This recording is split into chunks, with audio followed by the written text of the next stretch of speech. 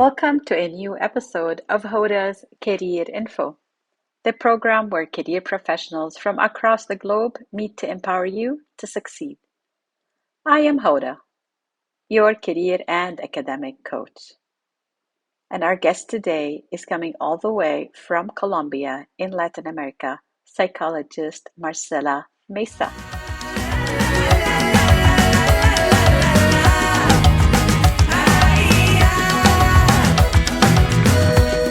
There are a lot of very difficult situations in your life, but there are very little that are impossible.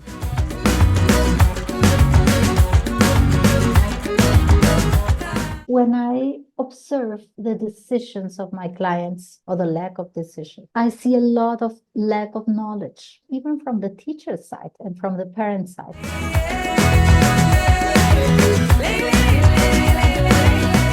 One of my missions is to talk to parents, to talk to teachers, to talk to the students about this relationship with this, what happens, what is their reality today with a possible realities tomorrow.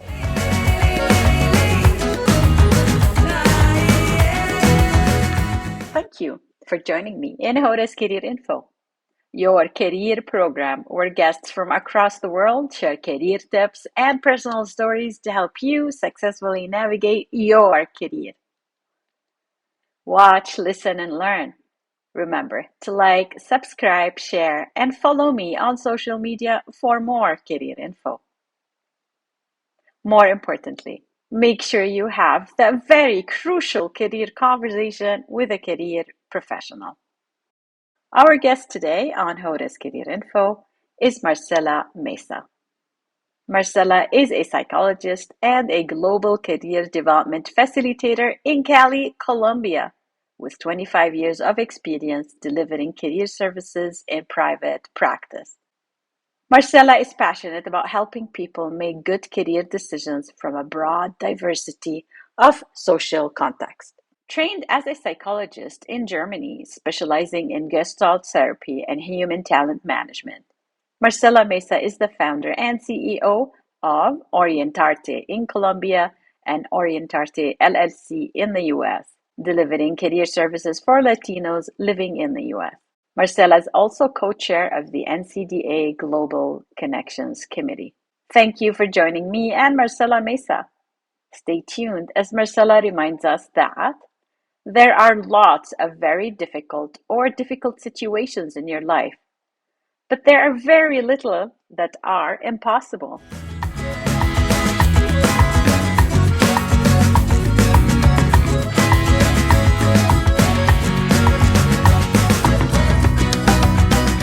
Thank you so much, Marcela Mesa, for joining me today on Hoda's Career Info. Thank you very much for inviting me to this space to talk about what we share, this common passion for career practitioners. I appreciate that, Marcela. And right away, I'm going to put you on the spot and ask you to choose a career term that reflects the work that you are doing today and to define it from your perspective. This was a quite interesting question to reflect on. And it's not so easy to find one word that defines my work. I take just a very recent experience when someone comes into my office and says, I'm here because I want to decide what to do with the rest of my life. And I don't know what to do. I don't know what to do. So I thought about these common concerns of my clients, and I came to the words like sharing light, turning on the light, sharing light, and building bridges. Sharing light and building bridges. Those are the terms I found more suitable. And by this, I mean exactly this. Someone that comes in and says, I don't see no perspectives. I can't see what's going further. And then we come in and through our questions and through our interventions, it's like turning on the light. And then, well, those are the options. Your scope of view broadens. Those are your options, how you get there. Those are your chances according to your profile. Know yourself better. Yes. Through increasing self-knowledge and awareness of your opportunities. What is out there? Building bridges, showing the way. This is how I would resume this work that I do in different scenarios, in different settings, but that's the main thing. What my work is about. Thank you for taking on this challenge, Marcela. The next question is about your story. So, can you share with the audience your story and perhaps, if possible, embedded within it a message that you'd like to share?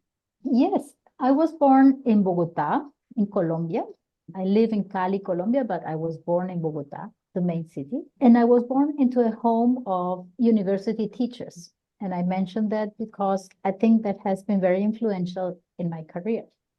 So my parents did a lot of emphasis on academics. They were very fond of academics. So they sent my sister and me to the German school in Bogota. And that had also a lot of implications because there I turned bilingual German, Spanish, and also learned English and French. And those have been wonderful tools.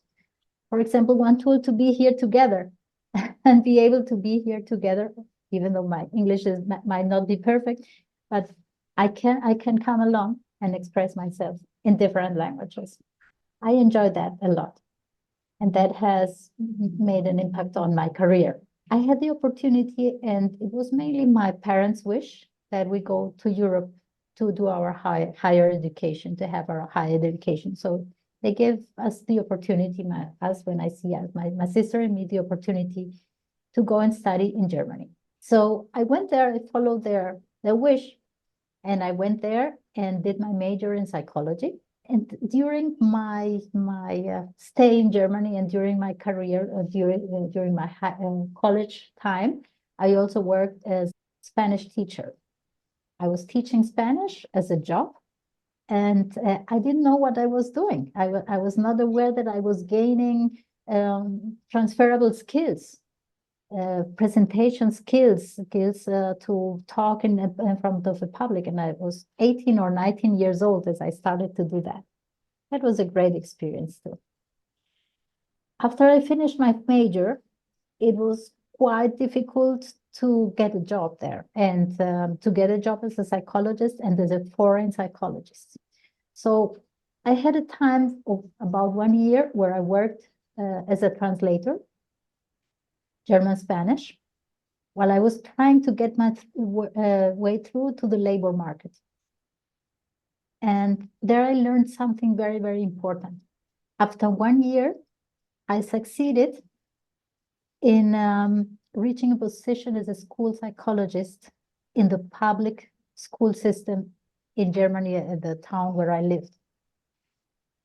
And what I learned there is there are a lot of very difficult situations in your life, but there are very little that are impossible. And I say that because I remember an officer at the German labor market system, and he told me, "Oh, it was almost impossible that you will get a job here." But I persisted. I wanted to work there as a psychologist, and I did. I'm quite proud of it. It was a great time. It was a great time, and I worked for 3 years at the German public system as a school psychologist, being responsible for 35 schools, and I was the only school psychologist for 35 schools. And there I learned to make teamwork, to be very flexible, to adapt to different situations, different people. And Germany was at a very interesting point, turning to be multicultural and accepting its multicultural feature. It was not so natural. It is not so natural as in other countries, for example, in Canada, whose understanding is multicultural. No, Germany was different. So, and there also I volunteered at the German Psychologists Association and built up a group of foreign psychologists in Germany. This was a great experience. I didn't know what I was building up there, but I mention it because this work within organizations taught me a lot. It was very, very important to keep up with my identity, of building up my identity and keeping up with my identity as a psychologist, even if at the beginning I didn't have a job as a psychologist, but afterwards I did. And well, I stayed there for 3 more years after graduating. And after graduating from psychology, I did my specialization on Gestalt therapy. Gestalt therapy is a humanistic approach. Okay, one makes choices, maybe even without looking too much further, if the end of the purpose it was where I wanted to be. Because actually I never worked as a psychotherapist. I might have the license and the training to be a psychotherapist.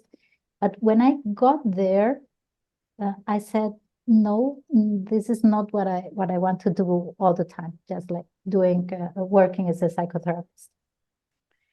And during this time of my specialization, and I already had it planned, I wanted to come back to Colombia.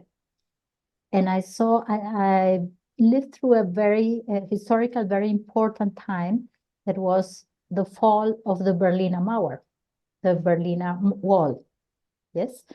And with the fall of the Berlin Wall, society changed a lot. And the rejection towards strangers or foreigners grew and became dangerous. Became dangerous for us foreigners, even if I spoke the language and was totally integrated into society. I felt the rejection of a certain group of people that were reclaiming the space in Germany. And I said, well, I want to come back to Colombia and give back to Colombia what I have learned in Europe for all those years. I stayed for 10 years in Germany. Then I came back to Colombia with the help of Organization of International Organization for Migration.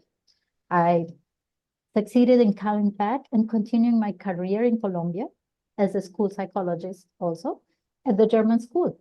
But here in Cali, where I'm seated now, Cali is the third biggest city in Colombia.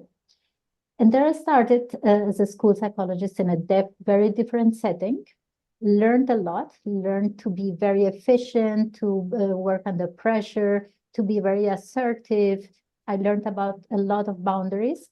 And I learned a lot to appreciate what Mara Selvini Palazzoli, that's a systemic author, told in her book, The Magician Without Magic.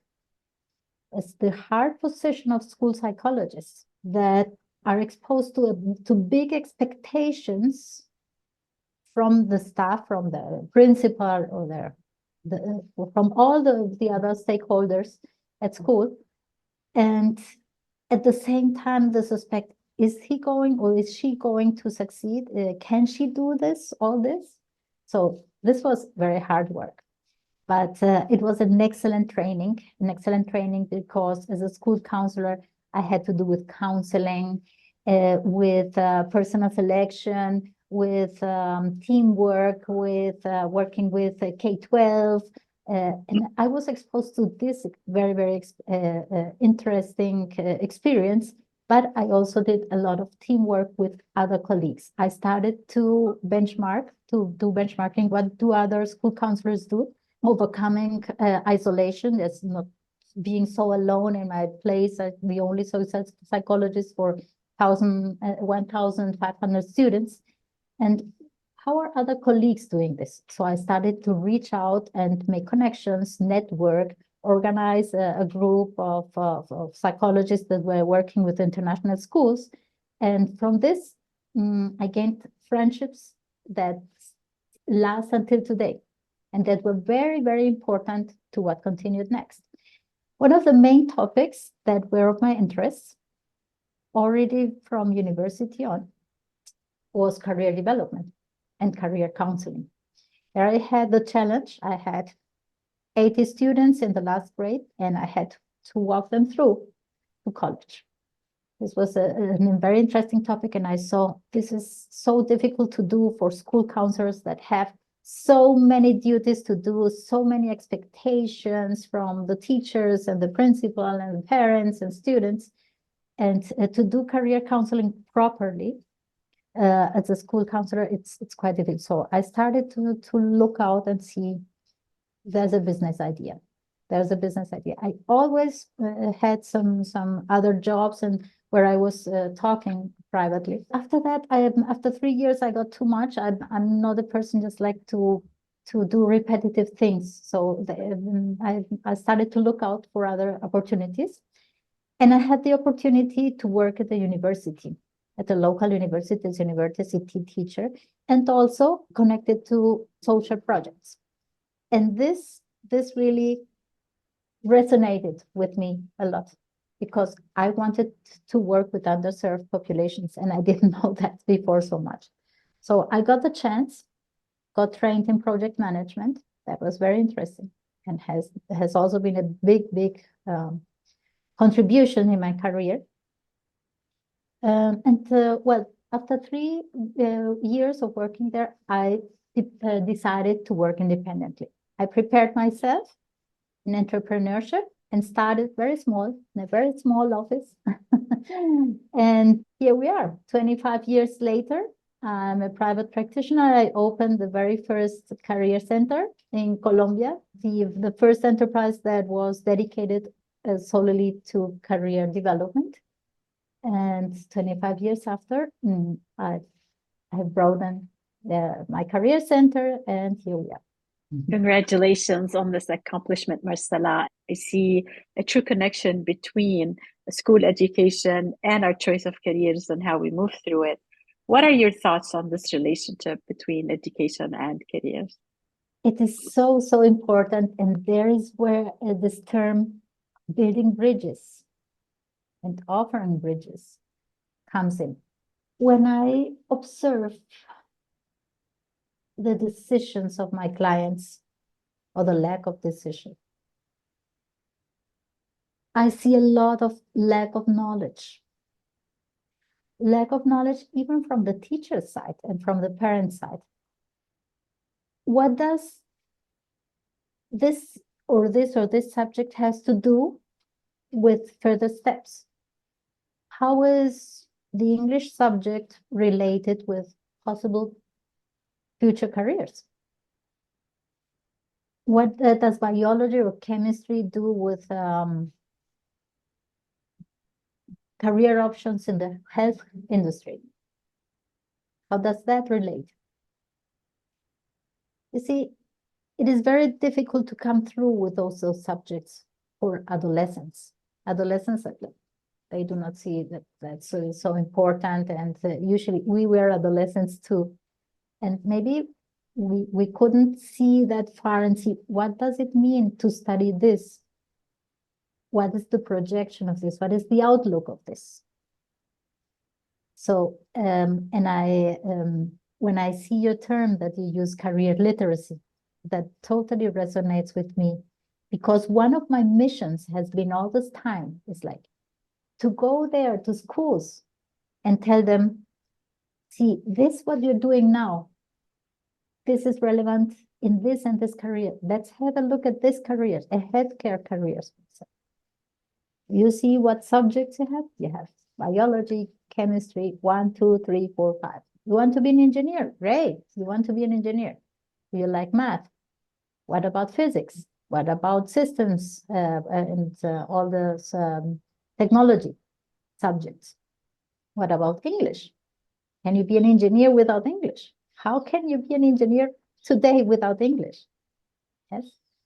What does it mean? And it's like, education is so much related, but when you find a sense within education, the process will flow much better, much better. And so one of my missions is to talk to parents, to talk to teachers, to talk to the students about this relationship with this, what happens with this, their reality today with a possible realities tomorrow. I love what you are doing, Marcela, and this is why I invited you here because you want to talk about it, and I do appreciate that. And you do, though, more than talk about it. You did write an article recently, and the title is Implementing Sustainable Development Goals in Rural Colombia, an Experience Report. And I will have a link in the comments section for people to read it who are curious. But your article caught my attention because it starts with a story of JP, a young engineer. So I have two questions about this article. You can blend them in or you can deal with them separately. You choose. One of them is, can you tell us the story of JP? And the second one is, what are you hoping readers will take away from this article? The writing itself of the article was a great experience to analyze and synthesize an experience that I have been doing and that I have been working on for 7 years now. In 2016, I was approached by a bigger enterprise in the region to join a bigger social sustainability project. And within this project, we met JP, our former project manager, found JP, and he was a boy, 16, 17 years old by that time, that was working with his uncle, delivering washing machines in a rural area, in a very small town, very poor town, very underserved population. And he had a job like driving the washing machines to different homes that didn't have a washing machine. And he had finished high school with considerably good grades, what was not common at all in his small town. In his small town, only maybe 5% go to college. The other ones either do nothing or go to the military or go try athletics or others. And this project manager knew about him and told him, hey, do you want to join? We offer you a scholarship. We offer you a scholarship. What do you want to major in? So he came to me and we started doing the assessments. He had different options, but finally he chose electronic engineering. And what was more difficult now is getting into the public university. It is very difficult to have a place in this public university because there may be 500 applications for 40 places to study. 40. And he was one of those 40 students that went into electronic engineering in one of the public universities here. In the main public university, it is very well high ranked within Colombia. And we started then, and part of our role was accompanying him through career coaching, academic and career coaching, so that he stayed there, he didn't drop out, and graduate. And first, it seemed almost impossible for him in his conditions, and he lacked parental support, financial support. His family couldn't afford that he goes to college. And but with the help of this enterprise and with our support and psychosocial and academical support, he did it. We accompanied him all through the 5 years that had a lot of ups and downs, of self-doubt, of do I deserve this? Am I capable of this? And the result was, from these initial 40 students, 37 dropped out or were staying behind.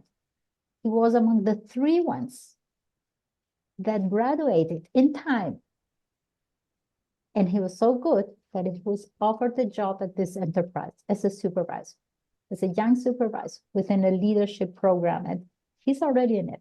This is where social mobility takes place. And this is what gives me hope.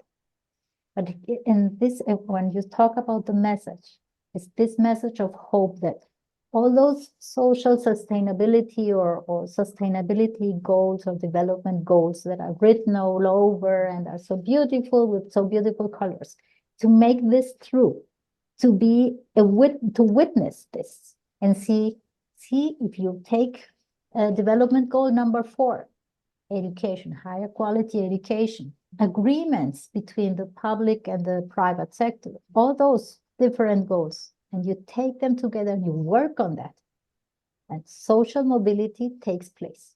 What this means for his family, for him and his family, to have a job and an income so different than his whole family history, and to go forward. And now he's thinking about doing a master's in USA or in Germany. He always wanted to go to Germany, and I support him. Yes, it's hope. Hope that we as career practitioners, when we work with those kinds of projects, when we have the networking and the collaboration and the teamwork to do this, this is possible, even if it's small steps. With 30 students of 1,500 that had the chance to go the same path. And there are other students also that graduated. His story inspired me a lot. JP's story is definitely inspiring, and that message of hope through hard work, I'm sure, and collaboration and networking is a reminder of why we do what we do as career practitioners. I've got one more question for you, Marcela, and that's because I work with young people, and just like JP did, I encourage them to step out of their comfort zone and take on new challenges. So I would like to ask you about the challenges you're considering of taking right now and how you're stepping out of your comfort zone. Well, yes, I love to walk out of my comfort zone. I'm constantly doing so. I'm a constant learner. And I love to teach. When I learn something, I'm thinking, how can I teach this? Who can make best use of it? Yes, I have taken a course as instructor for FCD curriculum, for facilitating development career curriculum. And I got the instructor license. And my challenge and my going out of the comfort zone is to translate this into Spanish and to bring this curriculum with career practitioners' best practices to Latin America, because there is no training, no official training, or there is no clear profile of career practitioners in Latin America. That's my challenge. It is so important to use the different languages to step out of comfort zone. I know I did that this year with a podcast in Arabic, one of the second languages I do speak. I really know it's hard work to try to use the technical terms of career development and translate them to another language. So I want to congratulate you on stepping out of your comfort zone. And also adapt it, because there are a lot of things that we have in common. There are more things that we have in common than the differences. But there are also developments from Colombia, from, for example, the social occupational approach to career development. Yeah. This will be also part of the challenge. But I like challenges, and also putting all those together in a learning management system and have a virtual course, or starting with virtual classes. Yes. Mm-hmm. These were all the questions I had prepared for you today, Marcela. Was there anything else, one more tip that you'd like to add? I would like to express my gratitude to you and to your enthusiasm and your dedication to contribute to the career practitioner development worldwide with instances like this. And I feel honored to be invited to your program.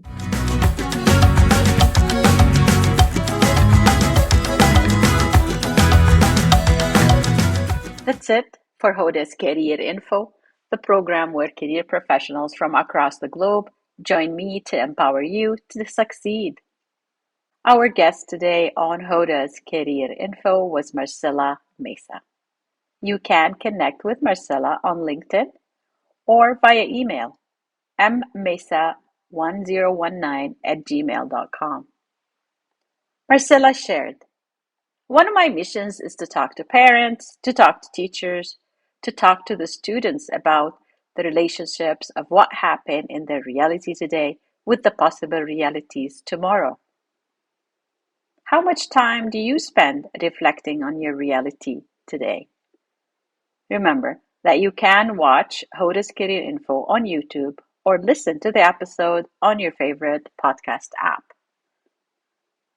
To let me know if you are interested in an opportunity to talk about your work, you can send me a direct message on my website, writecareerfit.com, where you can also sign up for my newsletter to stay up to date on the latest episodes. Please like, subscribe, share, and follow me on social media for more career info. I am your host and career and academic coach, Hoda. Until next time, remember, your time is valuable. How are you spending it?